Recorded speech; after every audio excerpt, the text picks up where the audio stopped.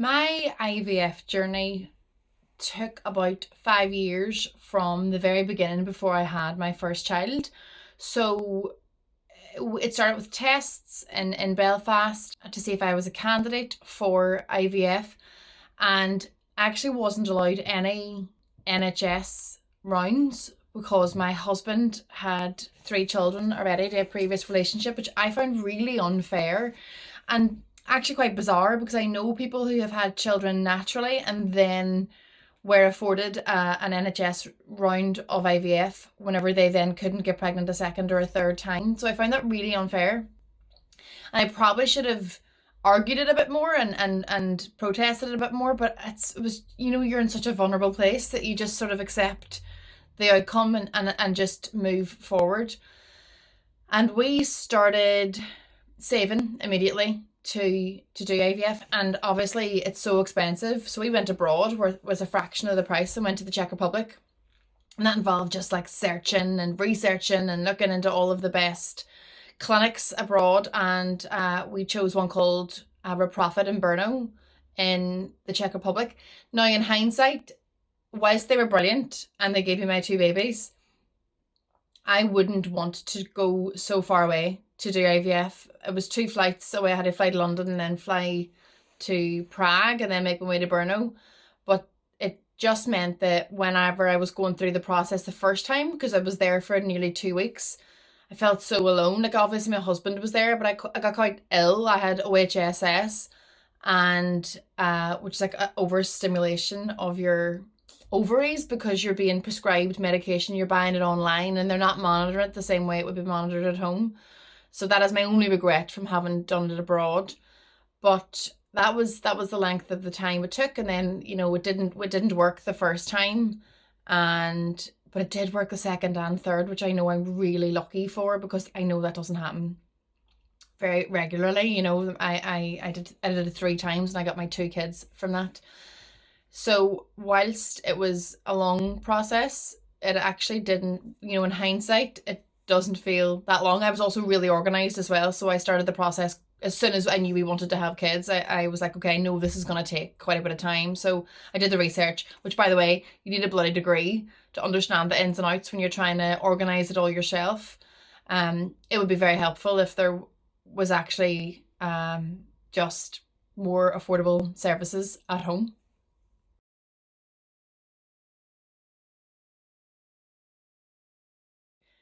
The process itself is obviously such a physically demanding thing. For me, I was injecting at home, and you're going and getting your blood tests done and your scans and stuff privately and then sending them across to the clinic that I used in the Czech Republic. And there's that little disconnect. You don't really have somebody just at the other end of the phone who is 20 miles away that you can have those conversations about things that you're unsure about. So I found the process, the whole time I was like, am I doing this right? I was worried that I was doing it all wrong. And it's obviously such an emotional process as well. The first time that we did IVF and it didn't work, I was really upset, obviously, and you don't know how many times you're going to do it. I know people who have had 10, 11 rounds of IVF and haven't gotten pregnant, and you don't know if that's going to be you or not. And when you learn about the science of it and how precise with the embryo one, there's like a billionth of a millimeter of margin of error for them to put it in. It really is down to the shakiness of your doctor's hands. But we were so lucky that we had 11 embryos that were all top grade, and the whole time I knew that I was really, really lucky that I had really good embryos. There was somebody I knew that I'd met on an online forum who was going through the process the same time as me, and it was her final round, her final embryo, and the final time that she could do stimulation and stuff because of her age. And I remember thinking I wanted hers to work before mine because I had 11 embryos, and I was like, I just want hers to work. And I didn't even know this woman. I had met her on a forum online. She had an alias as well, so I still don't even know who she is, but I just spoke to her back and forth, and I did find those forums really comforting. I stayed on them for ages after I got pregnant and had kids as well. which I actually found quite upsetting because I would stay there hoping and, like cheering other women along and other men along and hoping that they would, be able to get pregnant. And I was like, probably should take a step back from that. That was actually taking an emotional toll on me as well, just going through everyone else's processes with them. Obviously, I am extremely lucky and extremely grateful that I now have my 2 children from IVF, and I had 8 frozen embryos left and we decided our family was complete. So I donated those back into the science, because if it wasn't for that science, I would not be a mum, and I'm so grateful for that science.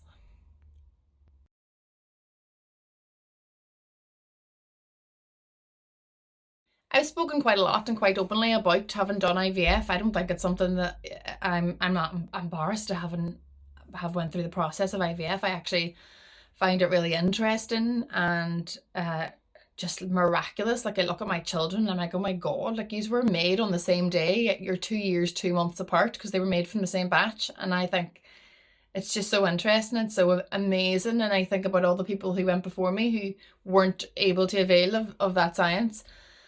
And so, I always wanted to talk about it. I always wanted to make sure that it wasn't a dirty secret, and it wasn't something that, I find a lot of the time women find themselves really, they feel guilty. They feel like their bodies failed them. Men a lot of the time feel really embarrassed because of the sort of idea of masculinity and my sperm's not working, and it's so unfair to place that on men as well, where they feel inadequate if their sperm isn't working, and women feel like their body has failed them. And I never want anyone to feel like that. I mean, I as much as the process is upsetting and emotionally difficult, I was always trying to draw from it the lightness that I could talk about, the silly, funny, weird, intrusive, bizarre experiences that we all have as men and women going through IVF. And I wanted to share those because I thought those were the things I wanted to concentrate on. For instance, the third time that I went to do IVF to have my son, my second child, my husband didn't come with me. I went to the Czech Republic on my own because I had very bad postnatal depression and anxiety after having had my daughter, and I didn't want to leave her with anyone except for my husband, and her passport didn't arrive in time. So I went to the Czech Republic on my own.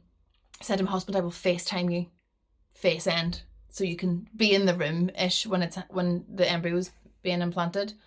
And sure, didn't he not bother answering the phone? He got the time difference wrong. And so I was ringing and ringing, and the doctor started knocking at me like, is there even a husband? So it's those things I like to think about rather than the harder stuff.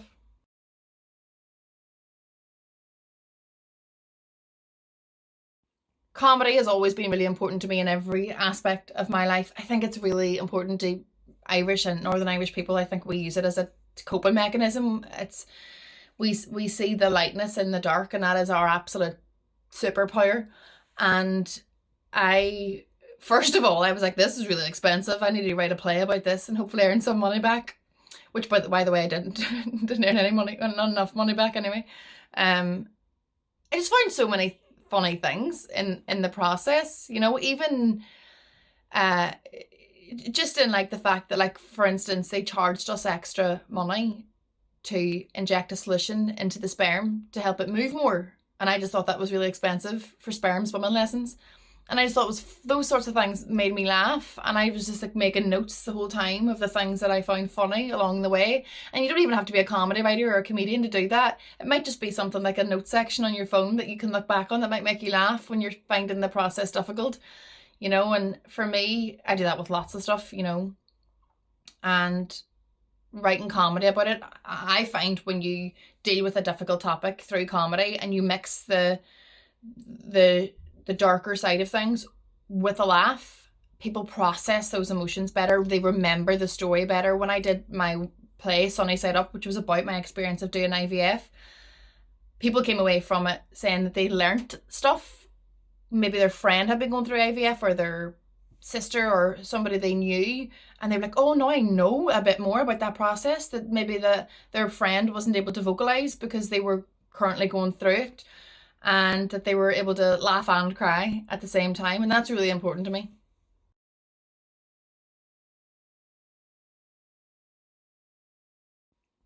To sum up my IVF journey in 3 words, I would like to use words like miraculous or expensive or, life-changing, eye-opening, all those sorts of words. But the 3 words I'm going to choose to use are winter, which is the name of my daughter, Rocky, which is the name of my son, and Rain, which is the name of the first embryo that we put in that sadly didn't work.